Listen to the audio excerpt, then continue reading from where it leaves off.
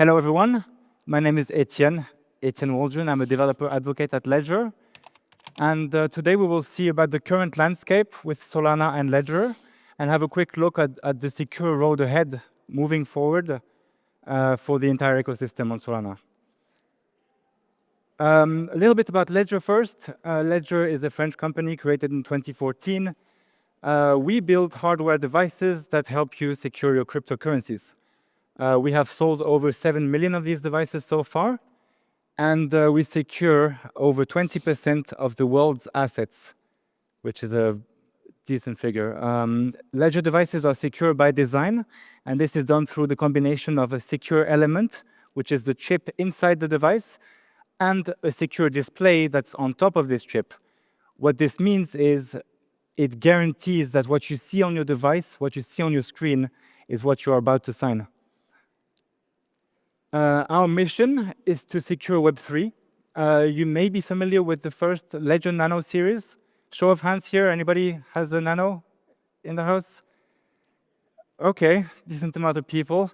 And we recently announced the Ledger Stacks and Flex, which are bigger devices with a touchscreen and an e-ink display. It brings new use cases as well. And it's very practical for the things I'm going to show you today.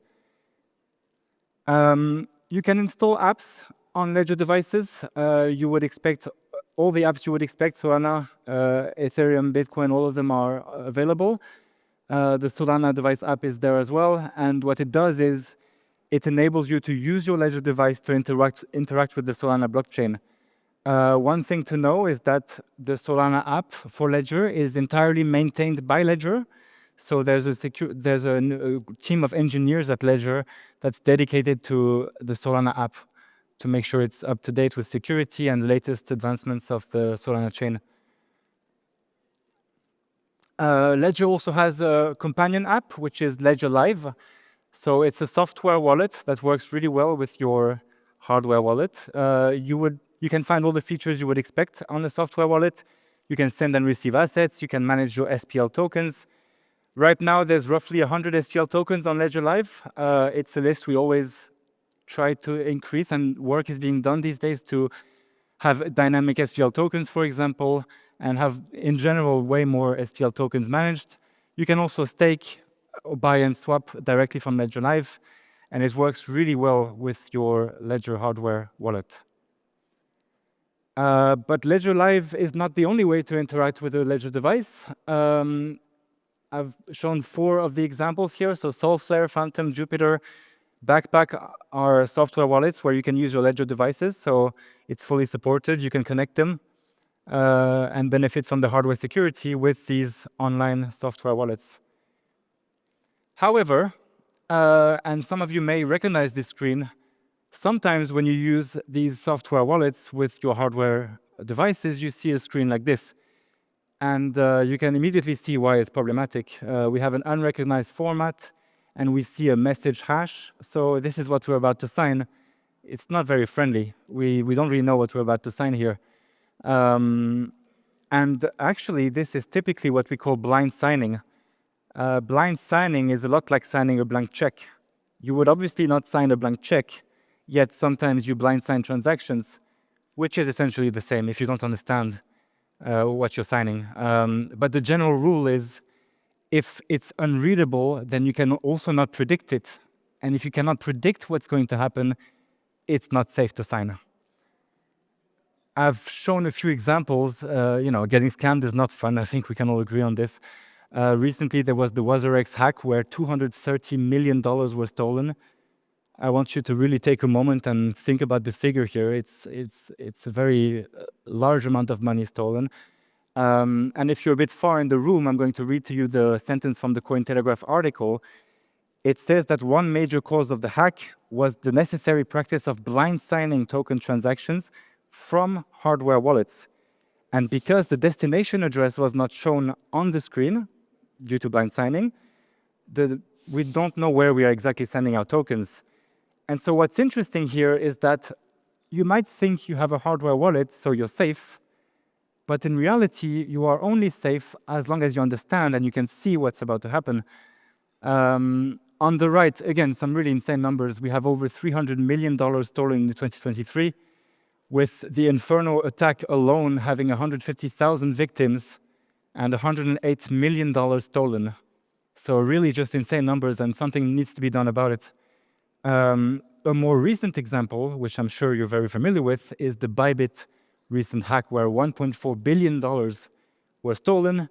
And this, again, it shows that it's really important to be able to predict transactions and to understand what you are signing. And clear signing fixes this, as we will see. One example of clear signing, so if you remember the first screen I showed you where you had a hash and you didn't understand what you were signing, here is an example of a transaction with Ledger Live. So immediately you see the app with which you're interacting. We see on the second screen here that we are about to swap Bonk for Sol. So we are put in the right conditions. Is this what I want to happen? Fine, let's continue. And then the key screen is the third one here. We can see exactly the partner we're interacting with. We're sending 3 million Bonk and receiving 0.31 Sol. We have an overview of the fee as well. So really, it's human readable, it's English, it's right there. And if it all looks good and we're happy, we just hold and we sign the transaction.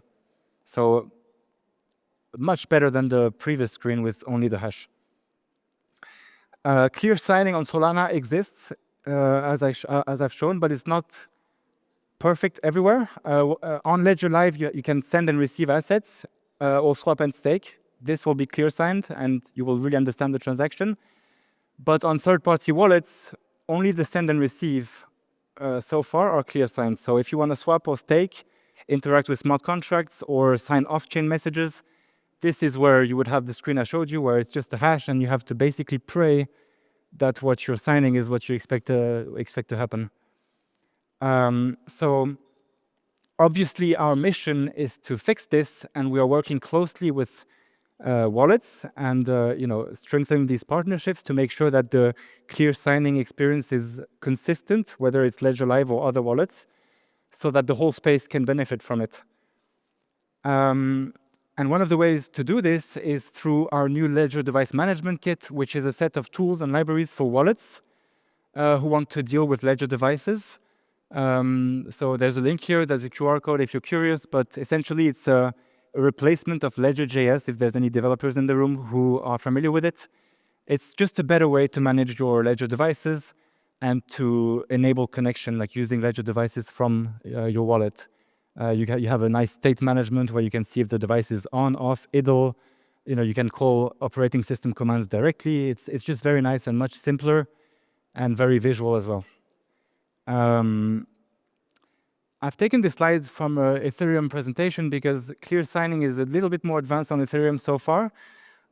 Actually, what we did on Ethereum is we created this standard. So it's a ERC 7730. Again, this is Ethereum for now, but it gives you an idea of what can come on Solana as well. So you have three main phases here. You have the creation, validation, and integration. And in reality, we ask dApp developers to create a JSON file that will describe their smart contract.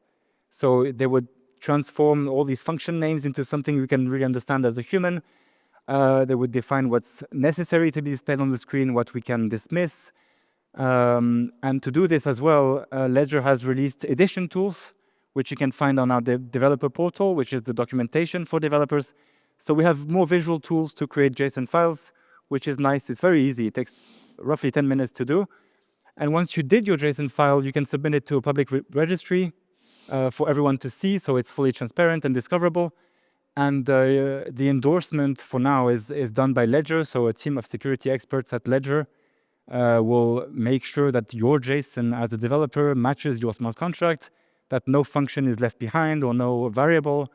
So that's it for the validation part. And then all the magic happens in the integration part, where you transform all this data that's in the smart contract in the JSON file into something that can be displayed on device.